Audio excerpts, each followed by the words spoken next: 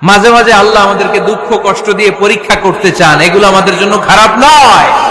এই দুঃখ কষ্ট বিপদ আমাদের কোমরকে সোজা করে, আমাদের পায়ের মাটিকে শক্ত করে। চিল্লায় বলেন ঠিক কিনা? প্রতিকূল পরিবেশে কিভাবে বাঁচতে হয় এই দুঃখ কষ্ট আমাদেরকে শিখায়। এজন্য মুমিন বান্দার বৈশিষ্ট্য হচ্ছে দুঃখ কষ্ট বেদনা জ্বালা এগুলোতে সে আপসেট হয় না, সে হাল ছেড়ে দেয় না, সে ভরসা রাখে একজনের উপর। চিল্লায় বলতে হবে তিনি কে?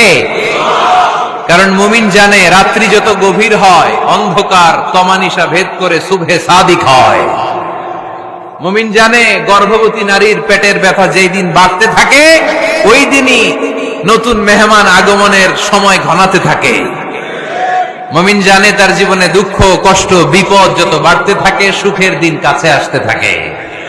এজন্য মুমিনের হারাবার কিছু নেই। ফাইন্না মাআল উসরি ইউসরা, ইন্না মাআল উসরি ইউসরা। নবী হে, কষ্টের পরেই আছে আনন্দ, দুঃখের পরেই আছে সুখ। আপনি সমস্যায় পড়েছেন, ওই সমস্যার সমাধানও আছে না নাই? এই পৃথিবীতে এমন কোন সমস্যা আছে যেটা সমাধান নাই? কথা বলেন। সমস্যা তৈরি করেছে কে?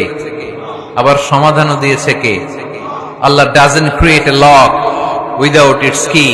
আল্লাহ কখনো চাবি না বানাইয়া ওইটার তালা বানায় নাই। কথা কন। তালা